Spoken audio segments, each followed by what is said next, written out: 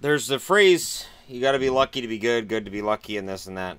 I don't know how much luck played into it today, but penalty kicks definitely played a major role. Um, let's talk about what happened to Spain here. And it's weird.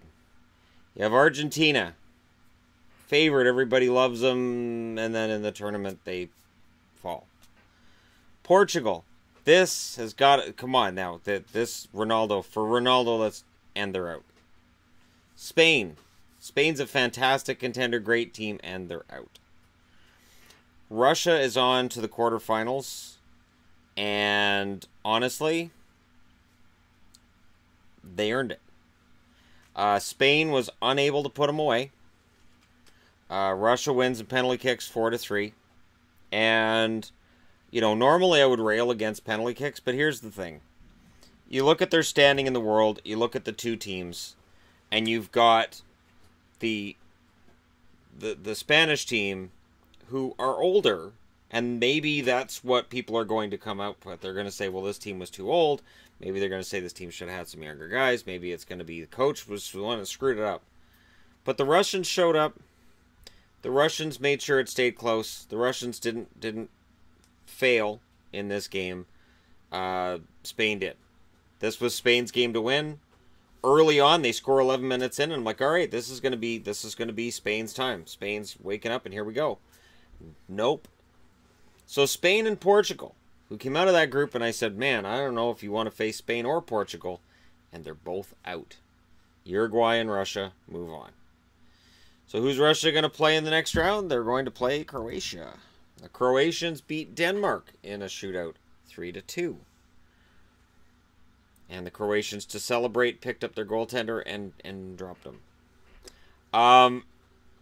For Denmark, it's got to be somewhat frustrating, and yet Croatia. If you look at the length of this tournament, and if you look at who's played better, I think you have to give the nod to Croatia. The Croatian team has been pretty darned impressive, and Russia's going to have a hard time with them in the next round.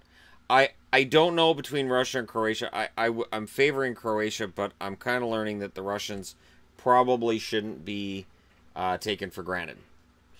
It is.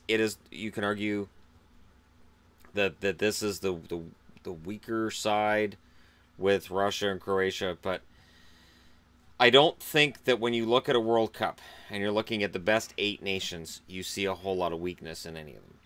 So the Russians are there. The host country proves once again that being the host makes a big difference.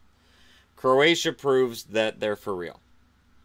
They are still on a collision course with potentially getting to those finals, and we'll see where they end up. Now tomorrow we have Brazil and Mexico, and then we have Belgium and Japan. And Brazil has to watch what happened to Argentina, Portugal, and Spain, and say, all right, we got to be careful because Mexico is a really quality side. And if we're caught napping at all, we're done. Brazil has to remember what happened 4 years ago. They have to look at the fact that the Germans didn't even make the round of 16.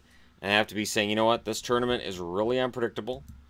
It's leaning towards there being a completely out of nowhere champion. Now, when I say out of nowhere, I don't mean out of nowhere to people who follow FIFA and watch the World Cup and everything leading up to it.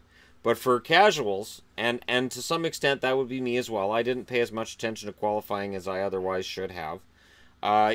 These results have surprised me. And if I had watched results between countries, I think I'd be a lot less surprised. But this has been quite the World Cup. To see Spain, Argentina, and Portugal out. Denmark's less surprising than the other three, but those first three, those are seen as major powers in soccer, and they're out. And then the first game tomorrow is going to see either Brazil or Mexico out. Mexico is obviously not on the same level as Brazil internationally, worldwide. They're not viewed in that same realm. But Mexico is a damn good team. And if Brazil takes them lightly at all, if Brazil scores early and then just lets up, Mexico can take them out. They absolutely can.